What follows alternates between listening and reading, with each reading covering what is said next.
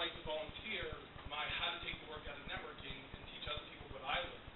Now, as Pat said, I am an extrovert, but I'm an extrovert who's shy. I've created techniques to get beyond my shyness. So I may be outgoing. In 1999 and 2000 and so on, I wasn't so outgoing. And I, again, learned a lot from Ariel and a lot of my mentors on how to work a room, how to work the relationships to business and stuff like that. So I'm going to be talking about that. And again, I'm only one person's perspective.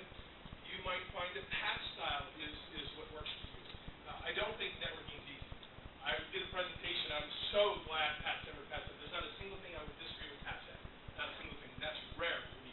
I'm very picky about what people talk about and steering people the wrong way. I was doing a presentation on this subject up in Richmond, and the guy who went before me stands up and says, Jim Roman's going to disagree with me on this, but networking's hard.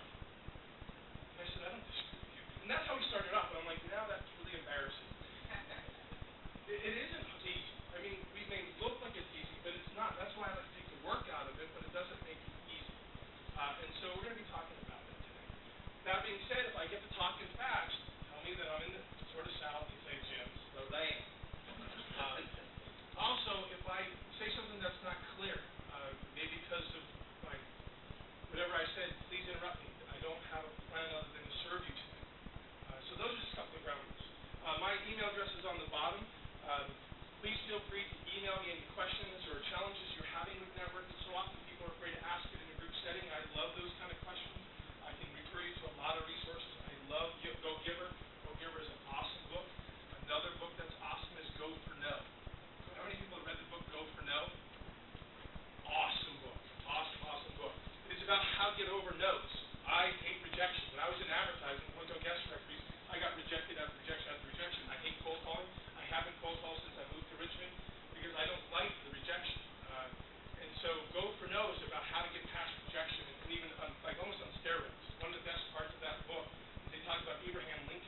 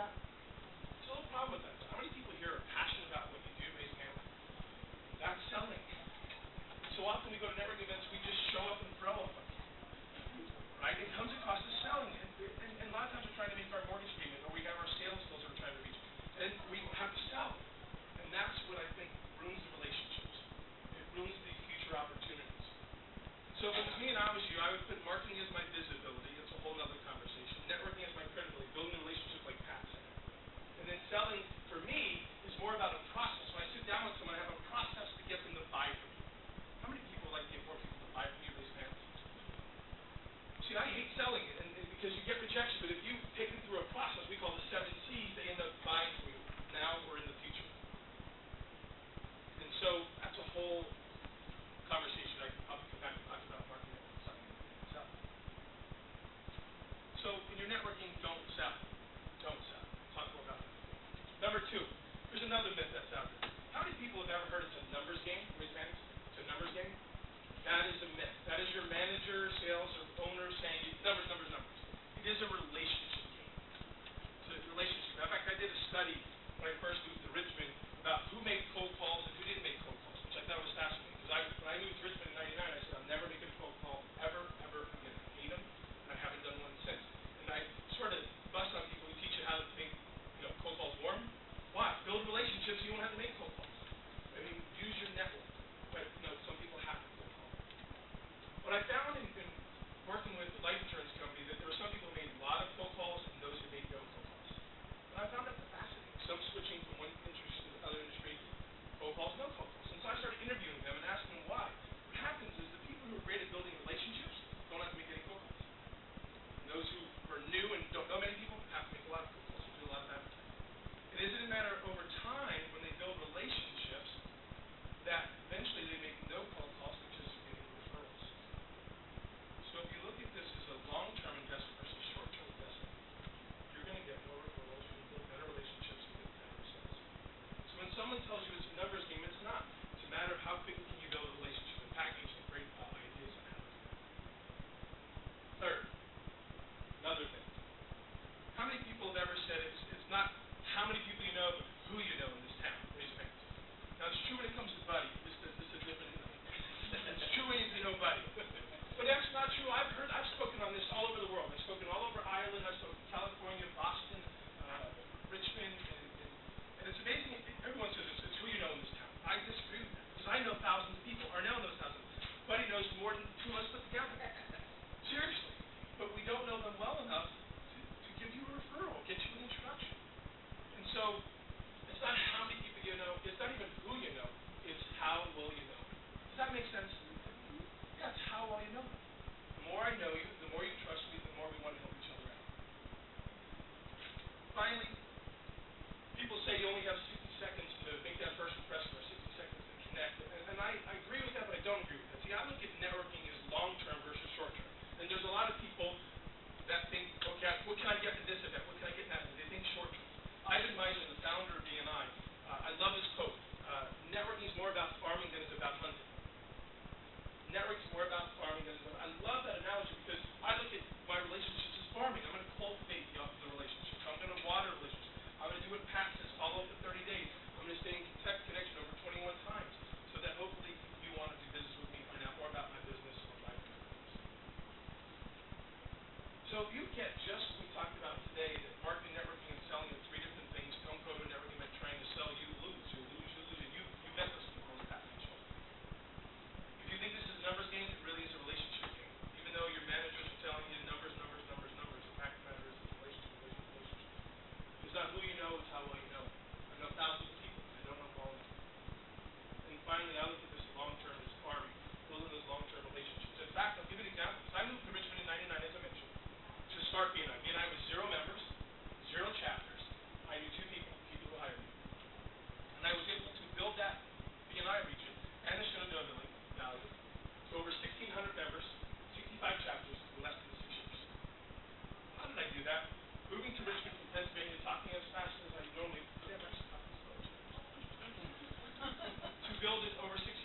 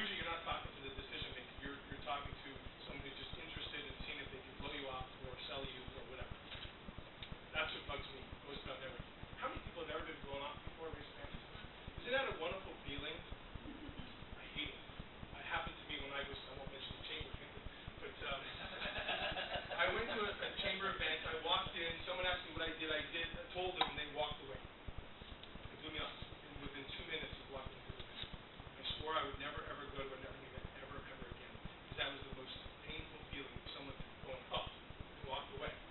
But because I was invited by somebody, I felt guilty if and he paid my way in. If he didn't pay my way, I would have left. I'm glad I didn't. Because years later, I met this man. And I was invited to a Chesapeake event. I was invited to a chamber event as well, up at the Office Depot. And this man got me an introduction to Kevin Plum and got me into a hotel owner, got me a contract for $3,000. I went to another event and watched this man in action and how he helps people connect. So if I would have left Hampton years ago, I wouldn't be here speaking to you today. I really truly believe that. But he does and how he does it, I'm going to share with you and give all credit to him for that in a moment. That's okay. Because if you see Arnell, you know Arnell. So many people get me. They look at him and go, "That's Arnell. He's just a quiet guy." But the man knows people like Pat teaches him. I knew when she picked him, I'm like, he's going to know exactly who she wants to meet. Like, perfect person to pick. Because that's all he usually does with networks. He asks you what you do, who you want to meet, he goes to this event, and they try to connect you. That's just what he does.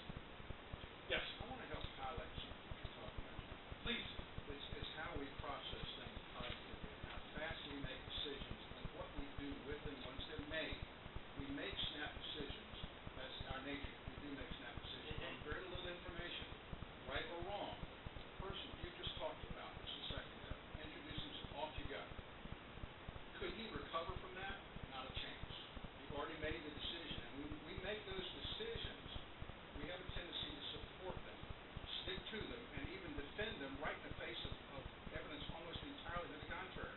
We're still, doesn't make any difference if we're wrong, we support it.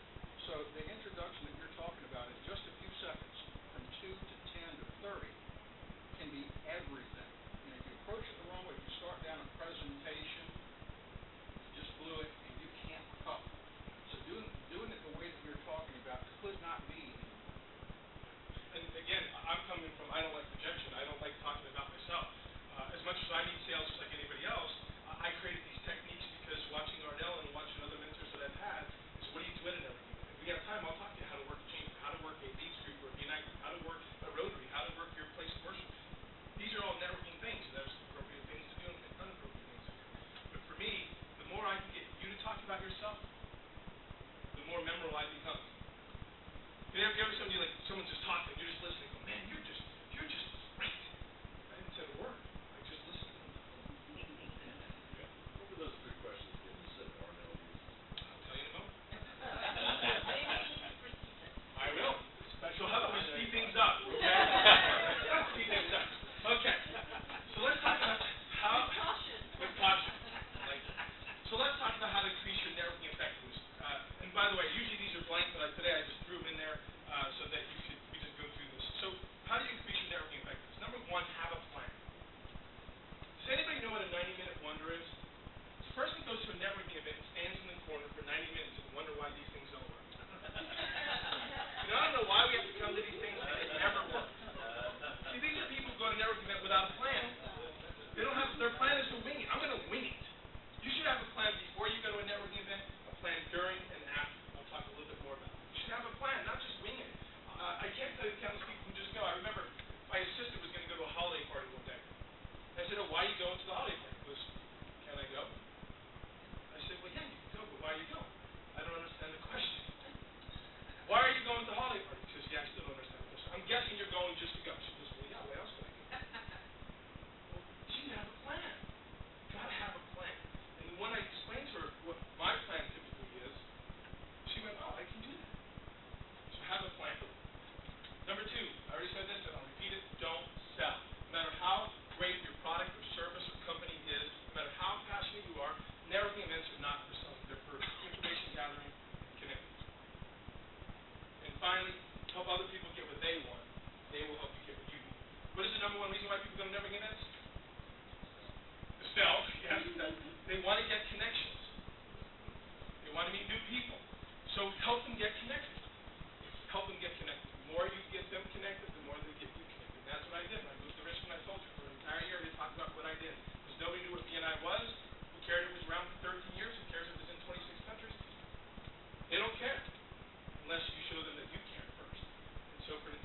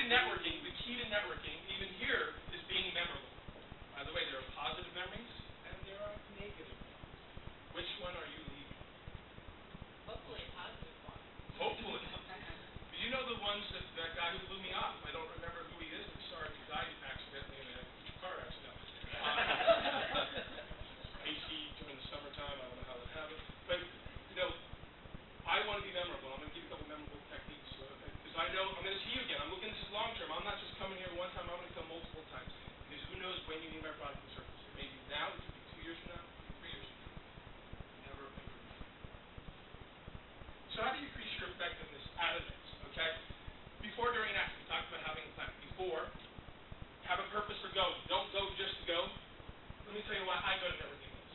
Pat didn't mention this. This is why I go to networking events. This is why I go 100% of the time. I go, number one, we're going to see my current clients. Write that down. You write it on the back or on the front. The purpose for me going is to see my current clients. I can't get to, I have 28 students who coaching clients that go through our classes every month. I can't see them all visiting 28 offices. And so networking is a great way to see them. Second reason why I go there is to see my past clients. See my past clients. And third, I go there to see who I can introduce to my clients, past clients, and referral sources. That's why I go to networking events. I don't go there to get business. So I don't worry about my 60-second introduction. I don't worry about it. I don't worry about if someone blows me up, because I'm not there for me. I'm there for my clients, past clients, and referral sources. I'm there to help them. When I network with you and I meet you all, commercial realtors, is that correct? So I'm thinking, who do I know that might want to benefit from a commercial realtor? You work with women, is that correct? So who do I know that would benefit? Or I have a client who loves helping women, and maybe Richmond might be another market for you. That's what I'm thinking. Who needs a bank? No, this is how I'm thinking, because it's worked for me all these years. What goes around comes around. So that's why I go to networking events, is to help other people strategically, so in turn they help me. I take somebody with me. I am amazed how many people don't take somebody to a networking event. One of the reasons why you take somebody with you don't know who they know. Two, if you get stuck to that guy you don't want to be talking to, you should have a signal saying, I need help. That person comes and pulls you away. It was funny, I teach a networking boot camp, and part of the boot camp is to go on a field trip to a networking event. So I invited two of my clients to a chamber event, and I forgot to tell them about signals. And so one of my clients' students was talking to a gentleman who knows everybody, and he knows them, I guess, from church, and they're talking. And the membership director of the chamber goes, Jim, your client needs help. So I said, hey, Sherry, I want to introduce you to somebody. So, excuse me, I'm sorry, Fred. And I take Sherry over, and I say, oh, my God, sorry about that. Right? Turn around, see Sherry. I'm like, whoa. We have a problem here. It was not good. Never had that happen before. I turned little, I'm like, whoa. So take somebody with you to protect you, to help you get connected, okay? And then finally, pick the right event. Pick the right event. Before I go to the event, I want to know what event I'm going to go to that's going to maximize everything I just mentioned. It's amazing how many people go to, I call it professional networkers. Ivan Meiser, who I respect so much because of his success, says you only have to be a member of no more than 3 networks to get all your business. I'll say that again. No more than 2 to 3 networks you have to be a member of. So often people are member of 4, 5, and 6, and I'm like, oh my God, you're going wide, not deep. So if you're more than member of 2 or 3 networks, I suggest you cut the rest out. Find the ones where you can go deep into relationships and yield more at the same time. You can get back.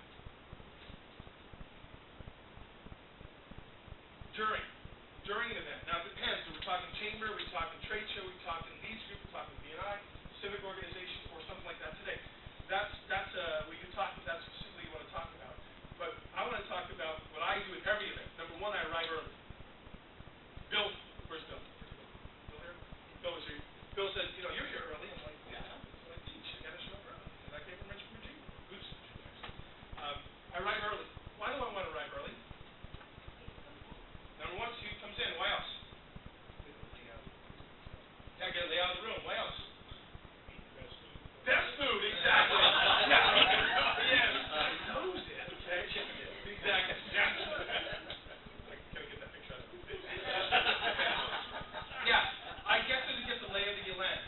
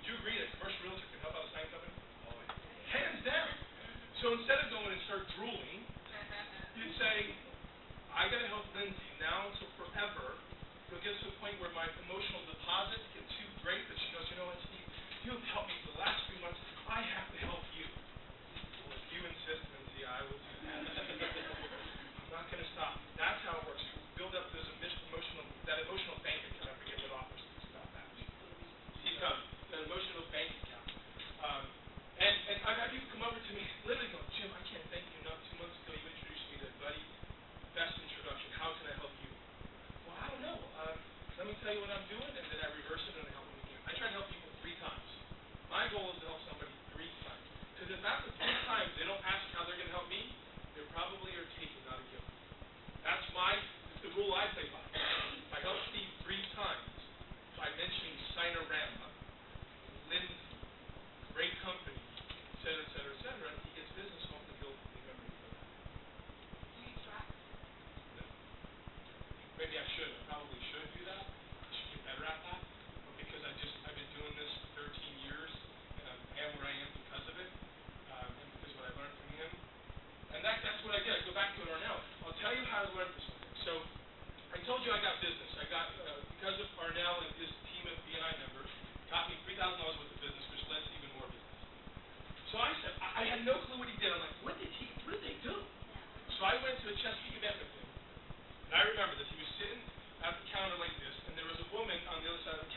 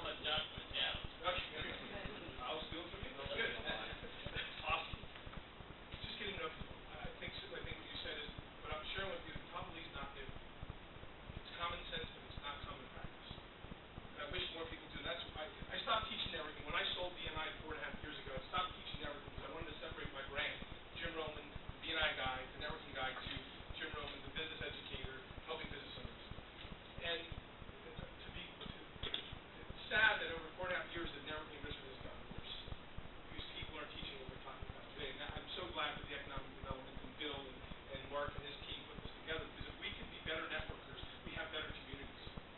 Do you agree with that? Yes.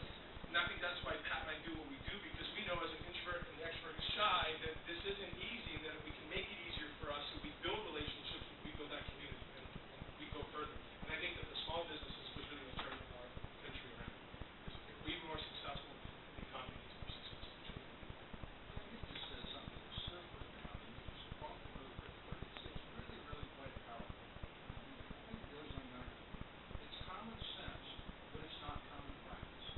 These things are not intuitive. They're very difficult to do, and I think that's the view that we have a lot of times while we have so many failures. We think we just walk down this path very easily. It's not intuitive at all. It's in practice. What a powerful practice. Yeah, the things I'm telling you today, not to sell. I do this presentation half done, like I said, all over the world. I get done doing a chamber event like this, and someone inevitably comes up and says, "Hey, here's one of my cards. I'm a travel agent. If you ever need travel, just call me." I'm like, "Did you not hear what I just talked about last hour?" Like, it happens. Or someone will email, "Hey, let's get together for coffee so I can tell you what I do." And I'm like, so yeah, it is, and that's why we do this. I think we want to make this better. So let's finish up. What do you do after an event? You know, Pat mentioned that people don't follow up. I have to say, I heard a statistic that 95% of leads from trade shows are not followed up on. 95%. I think most of us don't follow up for various reasons that we said earlier. And I think I actually want to do a study. I was going to do it last year. I ran out of time, but I want to do a study that I'm going to spend most of my time in following up with past clients, past relationships, and do that the majority of my time this year and see what happens. I believe with all my heart that it will pay off. But because it's not conditioned in us, and we're trying to get that new sale, that new person, we don't really do a lot of that. And I say that if you increase your follow-up by 10%, you will see huge results. So what do I do after an event? Number one, I win them over. I don't sell them over and over and over. It's amazing how many people want to have coffee with me and sell me. And it's like, again, have you never been to one of my talks? You know, win me over. Get to know me. Help me. Invite them to other events. It's amazing how many people isolate their leads group or referral group from their chamber group, from their retail merchants group to their Chesapeake group. They don't cross-pollinate. That's one of the things you want to be able to do to get someone asked how to get it back. I get my BI members into my chamber into my civic organization, and vice versa, so that I'm seeing them at least 3 times a month, if not more. If I can cross-pollinate this, why wouldn't you want to be in a leads or referral group of some sort? And why wouldn't you want to be in the chamber? Why wouldn't you want to be in a women's group or a civic group? And cross-pollinate them. Because if you help this person help that person. Whereas most people have this group, does not talk to this group, doesn't talk to this group. In fact, it's amazing how many of my clients belong to networks I don't even know exist. This thing called WIMBY, what's in your backyard? One of my best referral sources, my client and who handles my marketing shows, I said, "How long have you been a member of WIMBY?" She says, 9 months. I said, "I don't remember. Give an invitation." I'm saying to myself, I'm like, I'm going to tell you something. 9 months. Well, how's that organized? Just 9 months. I'm just here. Cross-pollinate. And then finally, the best thing that you can do after a networking event is get to know them. Get them to know them. That's critical. So I want to show you how to do that. In a short period of time, I'm going to show you how to get to know someone. Now, you thought you randomly came in here and we sat down randomly, but I used my Pennsylvania powers to have you sit down with someone specific. Okay? So I want the 2 of you to go together. The 2 of you. The 2 of you. The 2 of you. The 2 of you. The 2 of you. The 2 of you. The 2 of you. Now, by the way, if you sat next to someone you don't like, that's your fault. So that's not my fault. Okay? The 2 of you, and you and Arnell. Oh, I love how that works out. Okay? So Mark, come right up here. So we're going to do a little exercise in getting to know someone. You asked me, what do I do to get to know somebody, build that deeper relationship? This is what I do. Okay? Now, what I like you to do now, as a partner I've paired you up with, is I want you to ask the following questions. Right there on your sheet. Question number 1, how did you get into the current profession that you're in? Question number 1 is,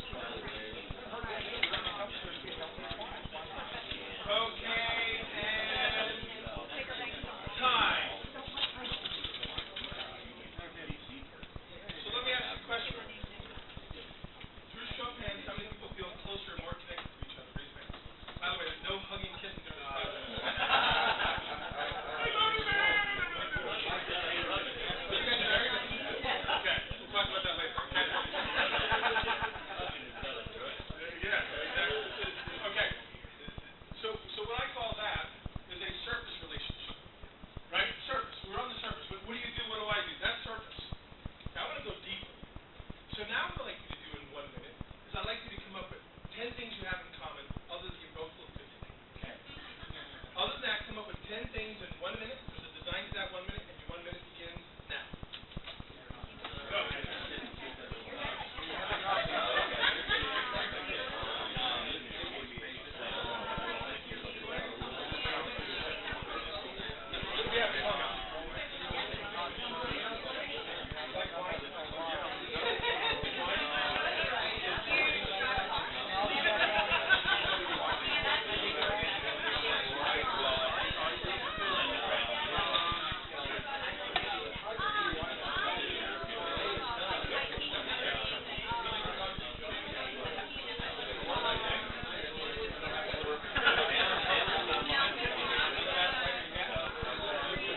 Missing it. Huh? You're missing it.